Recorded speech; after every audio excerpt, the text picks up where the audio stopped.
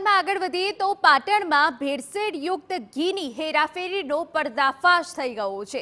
એસઓજીએ ખાનગી ટ્રાવેલ્સમાં લઈ જવાતો શંકાસ્પદ ઘીનો જથ્થો ઝડપી પાડ્યો છે, જેમાં કુલ 105 ઘીના ડબ્બા જપ્ત કરી આશરે 4 લાખની નકલી ઘી બજારમાં જતું અટકાવ્યું છે।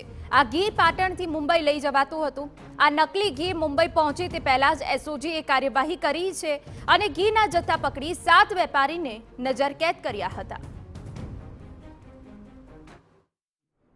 લક્ઝરી બસ છે એ ચેક કરતા એમાંથી નાના મોટા ડબ્બા નંગ 105 જેની કુલ કિંમત ₹3,92,000 થાય છે, જેઓ બનાવટી ઘીનો જથ્થો મળી આવતા તેમાંથી સેમ્પલ લઈ અને એફએસએલમાં પૃથ્થકરણ અર્થે મોકલવામાં આવેલ છે અને જો આ બનાવટી હોવાનું સર્ટિફિકેટ આવશે તો ગુનો દાખલ કરી અને આગળની કાર્યવાહી કરવામાં આવશે।